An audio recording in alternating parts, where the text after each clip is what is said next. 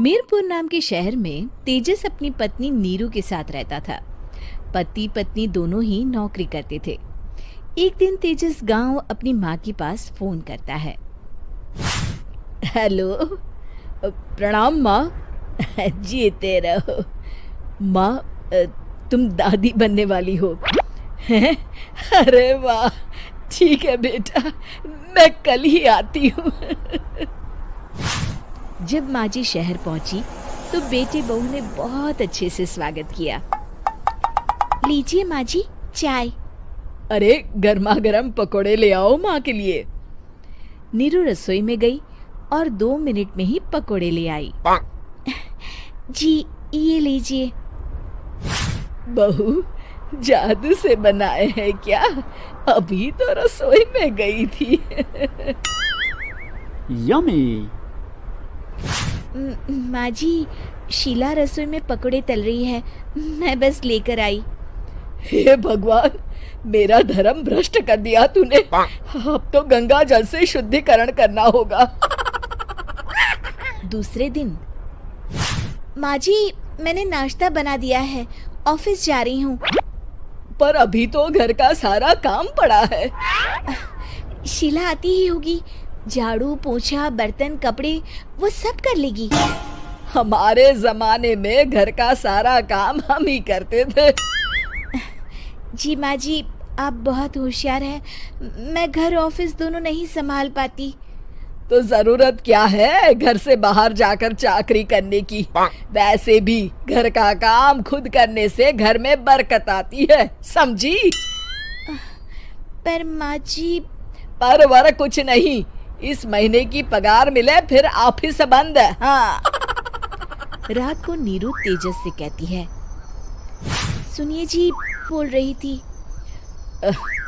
तो अब 24 घंटे में इतना काम तो कर ही सकती हो। पर जॉब पसंद है मुझे, घर पर मन नहीं लगेगा। अगले दिन जब दोनों ऑफिस के लिए निकल रहे थे, मेरी तो कोई कीमत ही नहीं है इस घर में। माँ जी, आजकल महंगाई बहुत है, रहन सहन भी बदल गया है, दोनों नौकरी करते हैं तभी ठीक रहता है। अच्छा, तू कहना क्या चाहती है? मेरा बेटा तुझे बिठा के खिला नहीं सकता? तू ही इस घर का खर्च चला रही है, हैं? नहीं माँ जी, मेरा वो मतलब नहीं था। मतलब खूब समझती हूँ, ये बाल धूप में सफेद नहीं किए मैंने। हाँ। अब तो ये रोज का काम हो गया था। तेजस भी रोज की झिकझिक से परेशान हो गया था। एक दिन उसने कहा, नीरू, वैसे भी तुम्हें मैटरनिटी लीव मिलने वाली है, तो अभी से ही छुट्टी ले लो। पर क्या, मेरी सैलरी अच्छी खासी है। आखिर नीरू ने रिजाइन कर। क्या हुआ तेजस, कुछ परेशान लग रहे हो? हाँ, वो हमारी जितनी सेविंग्स थी वो तो हॉस्पिटल में और छठी के फंक्शन में खत्म हो गई है नीरू। और अभी वैसे मंदी चल रही है तो मैं बोल रही थी कल मुन्ना को हेपेटाइटिस का टीका लगवाना है।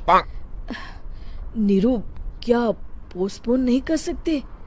नहीं जी, बिल्कुल नहीं। अब तेजस को समझ में आ रहा था कि उससे गलती हुई है। पैसों की कमी का असर घर के माहौल पर भी पड़ रहा था। अगले दिन, बेटा मेरा चश्मा और ये दवाइयाँ ले आना, पर्चा देते हुए माँ जी ने कहा। जी। तेजस, मुन्ना के लिए दूध का डिब्बा और डायपर भी ले आना, और ये किराने के सामान की लिस्ट है, इसे भी लाना है। तेजस गुस्से में लिस्ट मरोड़कर फेंकता है और चिल्लाता है, पैसे क्या पेड़ पर उगते हैं? ये ले आना, वो ले आना। अरे पर ये जरूरत का सामान ही है। वो गुस्से में बिना कुछ कहे ऑफिस चला गया। अरे लंच तो ले जाइए।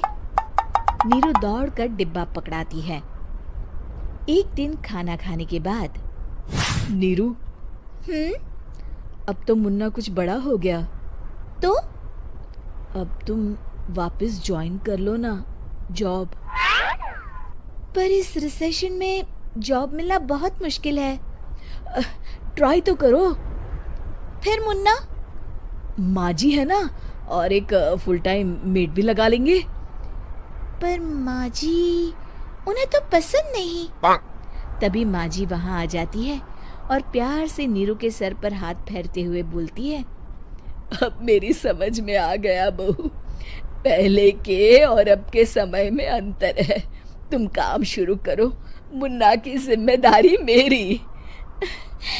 मेरी प्यारी माँ जी, ये कहकर नीरू उनके गले लग गई।